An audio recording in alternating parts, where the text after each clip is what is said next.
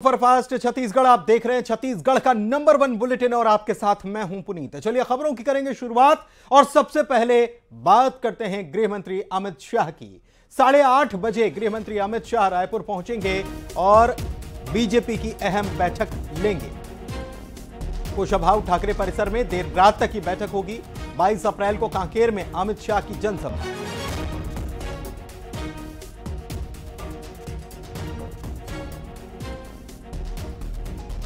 तो 8:30 बजे रायपुर पहुंचने वाले हैं अमित शाह और बैठक लेने का काम कुशाभाऊ ठाकरे परिसर में अमित शाह बैठक लेंगे। अहम बैठक बीजेपी की है क्योंकि छत्तीसगढ़ की 11 में से 1 सीट पर मतदान हो चुका है, लेकिन अब बाकी 10 सीटों को लेकर मंथन किया जाएगा। खास तौर पर जो अगला चरण 26 तारीख को जो होने वाला है उसके लिए मंथन किया जाएगा। 3 सीटों पर छत्तीसगढ़ में चुनाव है।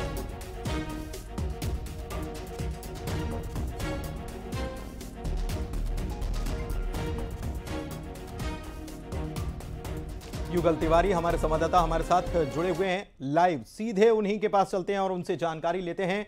युगल, अमित शाह आने वाले हैं और अगर समय को देखा जाए तो 1 घंटे के बाद वो राजधानी रायपुर में होंगे। बड़ी अहम बैठक होने वाली है क्योंकि रात्रि विश्राम तो करने की बात कही जा रही है, लेकिन रात को बैठकर रणनीति बनाई जाएगी आगे की 10 सीटों के लिए। ये बिल्कुल आप सही कह रहे हैं। 8:20 पर अमित शाह कुशाभाऊ ठाकरे परिसर पर पहुंच जाएंगे और उसमें विशेष जो रणनीतियां हैं वो बनाएंगी। दूसरे चरण के 3 सीटों पर मतदान होना है और अभी एक जो फेज का पहले फेज का जो चुनाव है हुआ है बस्तर का, तो बस्तर में उत्साहजनक वोटिंग तो हुआ है, लेकिन कहीं कोई चूक ना हो, कहीं कोई दिक्कत ना हो, परेशानी ना हो। जो प्रत्याशी मैदान पर हैं उन्हें किस तरह की दिक्कतें आ रही हैं, जो टास्क संगठन के लोगों को दिया गया है, जो पदाधिकारियों को, मंत्री को जिन जिन क्षेत्रों की जवाबदारी सौंपी गई है उन टास्क का फीडबैक भी लिया जाएगा। और सबसे खास है कि इस चुनाव में जो 11 के 11 लोकसभा सीट जीतने का जो दावा बीजेपी शुरू से करती रही है, एक टारगेट बना करके इस चुनाव को लड़ा जा रहा है, तो कहीं उस पर किसी तरह की चूक ना हो, उस तमाम चीज़ों पर मंथन होगा। और जिस तरह से अमित शाह जब आते हैं तो एक विशेष जो रणनीति है वो बनती है, एक टास्क है वो दिया जाता है। और उससे भी अलग अगर हम कहें तो 23 तारीख को प्रधानमंत्री नरेंद्र मोदी का छत्तीसगढ़ में दौरा प्रस्तावित है। 2 दिनों तक वो रहेंगे दौरे पर, तो उनके लेकर के भी जो कार्यक्रम की जो उनकी तैयारियां हैं, सभा तैयारी है, उनका भी जो पूरी जो समीक्षा है वो की जाएगी। तो जिस तरह से चुनाव एक तरफ और रणनीति दूसरी तरफ होती है, अगर बेहतर रणनीति होती है तो उसका नतीजा भी जिस तरह से आप विधानसभा के चुनाव में देखे होंगे कि लगातार अमित शाह छत्तीसगढ़ के दौरे पर रहे, मंथन करते रहे, टास्क भी देते रहे, तो इस बीच एक अच्छा परिणाम है लोकसभा के चुनाव में बीजेपी को मिला था। तो वही परिणाम की अपेक्षा बीजेपी जो लोकसभा चुनाव में भी कर रही है और यही वजह है कि 11 के 11 सीटों पर टारगेट है, जो लक्ष्य है जीतने का वो दिया गया है। जी चलिए, बहुत शुक्रिया, आप नजर बना के रखिएगा, आगे भी आपसे हम अपडेट लेते रहेंगे। और बात अगली खबर की करते हैं। उत्तर प्रदेश के सीएम योगी आदित्यनाथ जो हैं आज छत्तीसगढ़ में थे और छत्तीसगढ़ की 3 लोकसभा सीटें बिलासपुर, कोरबा और राजनांदगांव में उन्होंने चुनाव प्रचार किया है। राजनांदगांव में अगला चरण जो होने वाला है उसी में चुनाव है। बिलासपुर में सीएम योगी का स्वागत किया गया अनोखे ढंग से, क्योंकि वो बुलडोजर मैन भी कहे जाते हैं, तो बुलडोजर से ही स्वागत उनका किया गया। तस्वीरें भी आपको हम दिखा रहे हैं। भूपेश बघेल और कांग्रेस पर जमकर उन्होंने हमला बोला, कहा महादेव को भी कांग्रेस ने नहीं छोड़ा। घोटाले के आरोपी को उम्मीदवार बनाया गया। बिलासपुर की ही तस्वीरें 2 आप देख रहे हैं, इसके अलावा कोरबा की तस्वीर आप देख रहे हैं, साथ ही साथ राजनांदगांव की तस्वीर भी हम आपको दिखा रहे हैं। कांग्रेस ने युवाओं को हथियार थमाने का काम किया है, यह आरोप उन्होंने लगाया और कहा कि कांग्रेस कमीशन खाने की आदी है। छत्तीसगढ़ में घोटाले ही घोटाले कर दिए गए। उन्होंने ये भी कहा कि कांग्रेस ने श्रीराम के अस्तित्व पर सवाल खड़े किए। जब वोट गलत जगह जाता है तो गलत सरकार बनती है। घोटाले पे घोटाले होते हैं, कहीं शराब घोटाला, कहीं कोयला घोटाला, कहीं पीएससी घोटाला, और घोटाले में घोटाले कहीं गोबर का घोटाला भी हो जाता है। गोबर में भी घोटाला कांग्रेस ने यहां कर दिया, गोबर का भी घोटाला कर दिया। भगवान को भी नहीं छोड़ा, भगवान को भी नहीं छोड़ा। बहनों और भाइयों, महादेव ऐप के नाम पे भी घोटाला कर डाला। श्री भूपेश बघेल को ही अपना प्रत्याशी बनाकर के उतारा है, यानी जिनके ऊपर पहले से ही शराब घोटाले का, कोयला घोटाले का, पब्लिक सर्विस कमीशन के घोटाले का, डीएमएफ घोटाले का, गोठान घोटाले का और महादेव ऐप के घोटाले का आरोप हो और एफआईआर भी लॉन्च हो चुकी हो। उधर महासमुंद में सीएम विष्णुदेव साय ने कांग्रेस पर जमकर निशाना साधा और कहा कि कांग्रेसियों ने छत्तीसगढ़ को घोटालों का गढ़ बना दिया। भूपेश बघेल को उन्होंने चुनौती दी, कहा कि नक्सलियों का जो एनकाउंटर हुआ है वो फर्जी है, तो उन्हें प्रमाणित करना चाहिए। 29 नक्सली एक ही दिन में मारे, जिसमें 2 नक्सली 20-20 लाख के इनामी थे, एक नक्सली 10 लाख की इनामी थी महिला, और अब तक की सबसे बड़ी सफलता है। और इसके लिए हम सैनिकों को सलाम भी करते हैं, उनके साहस को नमन भी करते हैं। और तो ऐसा है, ये तो जब प्रधानमंत्री जी एयर स्ट्राइक और सर्जिकल स्ट्राइक किए थे, उस समय भी प्रश्न चिन्ह खड़ा किए थे, उसको भी वो लोग को नकली घटना बताए थे। आज जबकि इस घटना का नक्सली मतलब सूची जारी कर रहे हैं कि 29 लोग में कौन कौन थे, नाम जारी कर रहे हैं, तो अगर उनको ये घटना नकली लगता है तो प्रमाणित करें। इधर छत्तीसगढ़ के रण में प्रियंका गांधी भी उतर आईं और उन्होंने राजनांदगांव में महंगाई, बेरोजगारी और साथ ही साथ इलेक्टोरल बॉन्ड समेत कई मुद्दों पर बीजेपी को जमकर घेरा। उन्होंने कहा कि भूपेश बघेल पर केस मुकदमे कर दिए गए, परिवार को उनके सताया गया, झूठे मुकदमों में फंसाया गया। प्रियंका गांधी ने कहा कि अगर बघेल ये कल कह देते हैं कि वो बीजेपी में जा रहे हैं तो उसके अगले ही दिन बीजेपी इनको भ्रष्ट कहना बंद कर देगी। 26 तारीख को लोकसभा के चुनाव होंगे। दिन रात भूपेश बघेल जी ने आपके लिए काम किया, मैंने देखा अपने आंखों से।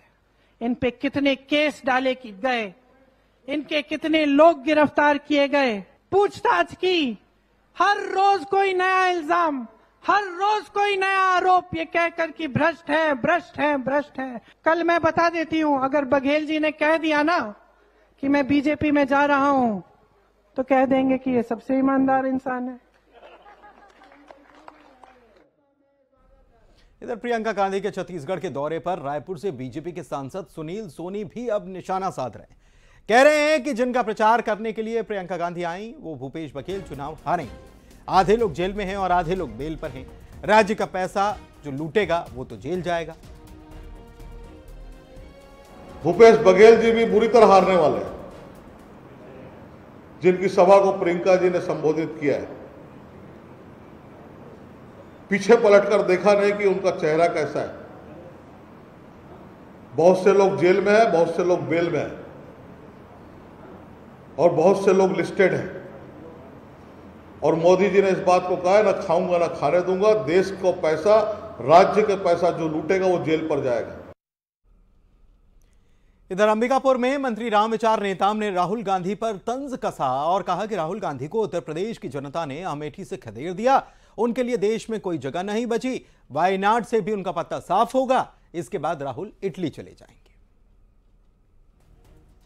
लोकतंत्र में अब यहां से तो उत्तर प्रदेश अमेठी की जनता ने खदेड़ दिया, उत्तर प्रदेश से खदेड़ दिया, और वहाँ कोई जगह बचा नहीं है और देश में बाकी जगह ले दे करके वायनाड वहाँ चुनाव लड़ रहे हैं। वहाँ से भी इस बार पत्ता उनका साफ होने वाला है और इसके बाद तो उनको उधर ही जाना पड़ेगा।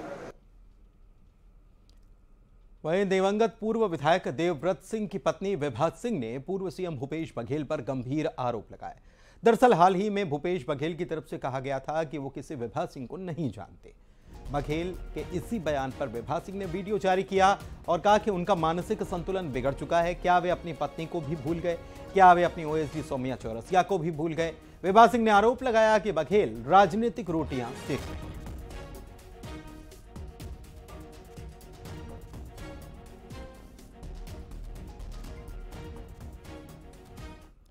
और वहीं शराब घोटाला मामले में ईडी ने आज पूर्व आईएएस अनिल टुटेजा को गिरफ्तार करने के बाद कोर्ट में पेश किया। गिरफ्तारी उनकी कल हो चुकी थी, पेश उनको आज किया गया और टुटेजा को कोर्ट ने 1 दिन की न्यायिक रिमांड पर भेज दिया है। आपको बता दें कि प्रवर्तन निदेशालय यानी ईडी ने रिटायर्ड आईएएस अनिल टुटेजा और उनके बेटे यश टुटेजा को शनिवार को हिरासत में लिया था। बाद में उनको गिरफ्तार कर लिया गया। दोनों से लंबी पूछताछ की गई थी। पूछताछ के बाद आज सुबह अनिल टुटेजा की गिरफ्तारी हुई है। बेटे यश को हालांकि छोड़ दिया गया था। शराब घोटाला मामले में 8 अप्रैल को मनी लॉन्ड्रिंग मामले में ईडी की ईसीआईआर को सुप्रीम कोर्ट ने रद्द कर दिया था। इसके साथ ही अनिल टुटेजा और उनके बेटे यश समेत 6 आरोपियों को राहत मिली थी। लेकिन सुप्रीम कोर्ट के फैसले के 2 दिन बाद ही इस केस में ईओडब्ल्यू की एफआईआर को आधार बनाते हुए प्रवर्तन निदेशालय ने नई ईसीआईआर दर्ज की।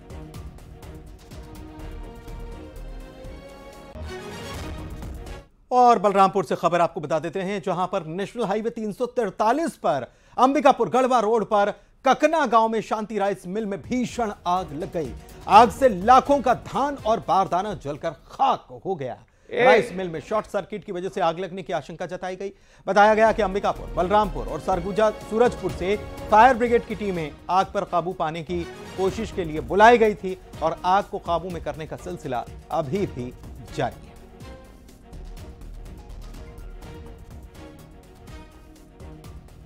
तो बरियों चौकी क्षेत्र के ककना का यह पूरा मामला है। शॉर्ट सर्किट से आग लगी और यहां पर जानकारी जो मिली उसके मुताबिक यहां पर बारदाना रखा हुआ था जिसमें यह आग लग गई और फैल गई।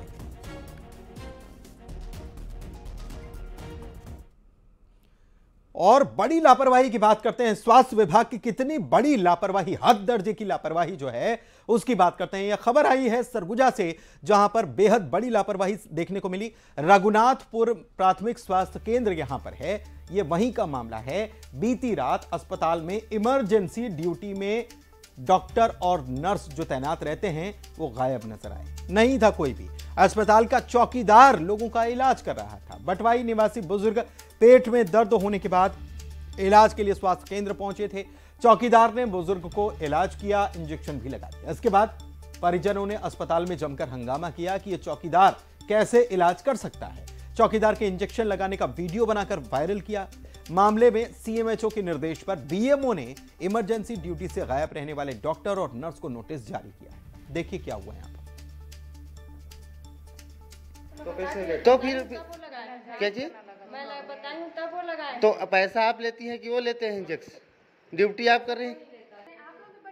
हम बढ़िया से वो कैसे इंजेक्शन लगा रहे हैं? आप लोग भी बढ़िया से बात करिए। हम कौन सा शब्द का प्रयोग किए हैं आपके साथ? आप लोग ऐसा पूछ रहे हैं, आप पैसा लेती हैं कि कौन पैसा? हाँ तो आप वो गलत लगा ही नहीं सकते। क्यों? आज का काम नहीं। तो आप अपना जॉब दे दीजिए ना उनको, वही करेंगे। समझ में आया ना बात? ज्यादा आप लोग हम लोग से नहीं कर सकते। क्या नहीं कर सकते हैं? करते हैं। क्या हर बार करते हैं? तो ट्रीटमेंट हमेशा वही कोऑपरेट करना चाहिए। आप लोग हम लोग के साथ कोऑपरेट करेंगे, हम लोग भी करेंगे। हम कोऑपरेट क्यों करें? यहाँ आते हैं, रहबे नहीं करते हैं, कोई कभी भी नहीं रहते हैं। जब कोई नेता मंत्री आएगा तो आप लोग रहिएगा यहाँ पे। गलत इंजेक्शन लगा के आपको वो लगा है इंजेक्शन, आप क्यों नहीं लगाए हैं इंजेक्शन? मैं बताऊं तब वो लगाए हैं। क्यों? आपका जिम्मेदारी है लगाना, उनका जिम्मेदारी ड्यूटी नहीं है। मैं उनका भी वीडियो बनाया हूँ। क्या मैं बोली ना कि मैं बताऊं तब वो इंजेक्शन वो नहीं लगा सकते ना इंजेक्शन। जिसके पेशेंट को लगाए हैं, लेकिन वो कैसे लगाएंगे? वो नहीं लगा सकते, गार्ड लगा सकता है इंजेक्शन। इधर कोंडागांव में पड़ रही तेज गर्मी के बीच मौसम में आए बदलाव से लोगों ने थोड़ी राहत की सांस ली है। जिले के ज्यादातर इलाकों में गरज चमक के साथ बारिश देखने को मिली है। इससे तापमान में गिरावट दर्ज की गई है। एक तरफ तेज हवा के साथ झमाझम बारिश हुई, लोगों को गर्मी से राहत मिली, तो किसानों को बेमौसम बारिश से फसलों के नुकसान का डर सताने लगा।